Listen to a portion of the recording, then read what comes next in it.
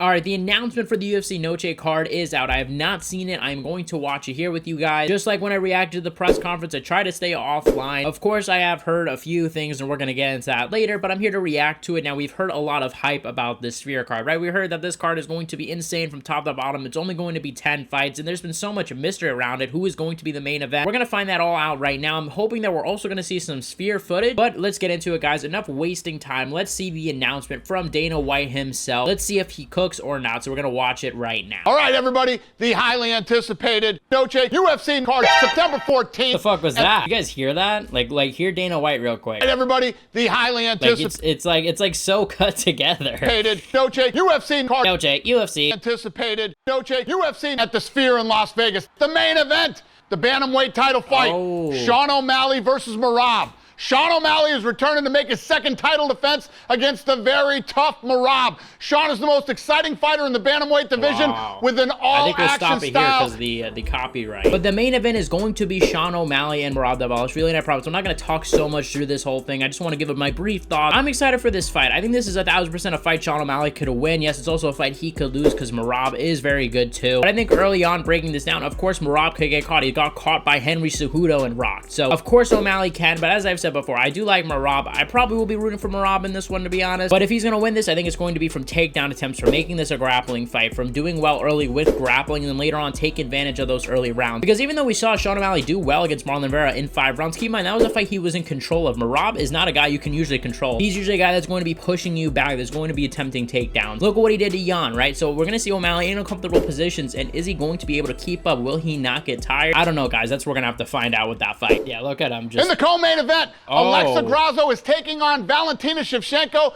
for the women's flyweight belt. So obviously, the last time they fought, it was considered the greatest title fight in the history of the women's 120. I don't know about that. So while I don't agree with Dana that this is probably one of the greatest women's title fights, even if we're going to talk about the 125-pound division, like I'm sure you could probably find a better fight in there. That's for you guys to do. Let me know in the comment section below. But so far, this is a very predictable card. We knew the main event was going to be O'Malley and Merab, most likely. There was talks of Conor McGregor, but I had said time and time again, I doubt that was going to happen. And now we have Valentina Shevchenko versus Alexa Grasso. This was a fight that, you know, was rumored that Valentina Shevchenko did not want to fight at UFC Noche. I thought that was so stupid. I did not get why Valentina Shevchenko would just not fight at UFC Noche. You know, I kind of suspect that this thing was kind of just played up. Now, I could be totally wrong, but I don't think that Valentina really added much fuel to this fire, if that makes sense. Like, I don't think she really behind the scenes was calling UFC, like, make sure I'm not fighting on UFC Noche. Clearly because she's fighting on it now. But I think it does stem from, like, a year ago, right? Around the time after, you know, Valentina Shevchenko got the draw against Alexa last time. She had mentioned that she doesn't want to fight at next year's UFC Noche. She says, hey, that she wants to do something else, maybe even fight in her home country, which we knew that was not going to happen anyway, so I don't think so many people should have took this so literally. However, it's good to see her on the card, and I guess that's a fun fight. Why not? I didn't watch Tough, but maybe I'll watch it before. Expect an absolute war in this one.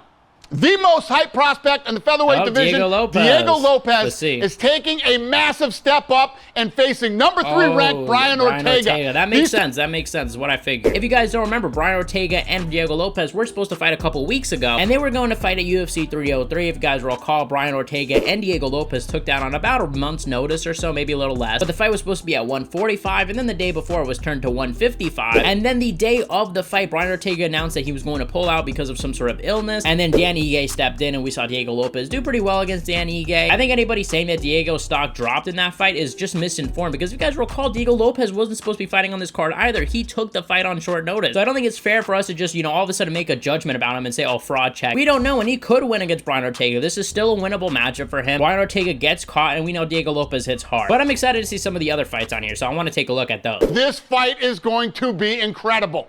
Daniel Zellhuber may be Mexico's most talented young prospect. He's looking for his 3rd straight performance bonus when he takes on Esteban Ribovic. Ribovic is 13-1. I mean, right off the bat, like, okay, I mean, for this to be on a pay-per-view, I'm a little disappointed, but let's check out some of the other fights. Let me not be a total hater. This will be the biggest test for both of these guys.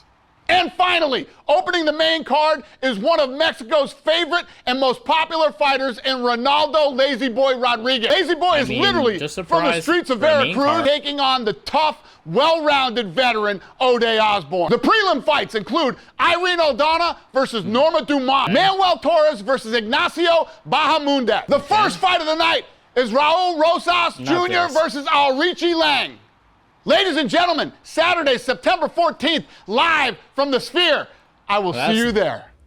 Well, that's the video. I want to take a look at the full main card. Maybe we could take a look at that. So I'm not going to lie here, guys. I'm a little disappointed. Obviously, the main event is O'Malley and Merab. We talked about that. That's obviously an amazing fight for a main event, of course. Deserves it. Grasso and Shevchenko, I actually like, too. That's a good fight. It's not the greatest fight by any means, but I still like it. I obviously just kind of want to see who wins, you know, this trilogy rivalry they got going around. Like, I thought Alexa Grasso won the last fight, so I don't really think this third fight should happen. It is what it is. Like, I just think Manon Figueroa deserves a title shot a little bit more, but that's just me. Then we got Brian Ortega, Diego Lopez, which of course is a great fight. I was excited for that at UFC 303. So far these three fights are very good. And then we just get like lower and lower. Like it really just seems like a huge drop in quality. Like I definitely am a bit disappointed. Calling this the greatest, you know, sporting event ever is now just a little bit ridiculous just because of these fights. It might look amazing and I'm not trying to take anything away. And obviously UFC 300, everybody was like, oh, it's going to be trash, and then it wound up being good. Including myself, I had some complaints about UFC 300, but honestly just looking at this, I mean, then we get to Daniel Zellhuber, which, okay, yeah, fair enough. He's a young Mexican prospect. I understand putting him on this card. Like, okay, and you could tell, like, this trying to promote some Mexican fighters. I mean, to me, that just seems what they're doing. It seems like they're putting all the prospects on the prelims to help try to boost them up and hoping that O'Malley can carry the card, I guess. I mean, the top three fights are dope, and I mean, I feel like I'm complaining at this point, but look, if we're gonna be honest and unbiased, like, this is about a mid-pay-per-view. Like, this is about the level of UFC 305 that's coming up. I think UFC 304 might be a little bit better than this, honestly, but the main event does make up for it because I'm really excited for the main event against Sean O'Malley and Merab. I think that's gonna be a really good fight. Let me know what fight you guys are most looking forward to in the comment section below. And yeah, I think I'm gonna wrap it up here. Guys, go check out my last video where I reacted to the press conference between Bilal Muhammad and Leon Edwards in that UFC 304 card. I also made a video predicting the fights that's going on tonight, guys. I cannot wait. Tomorrow will be a video of me reacting to the pay-per-view. Go check it out there, guys. Thank you guys so much for watching. You guys have been killing it with the support. Seriously, guys, hit the subscribe button, like, comment, and especially share to everyone. And I'll see you guys in the next one. Farts.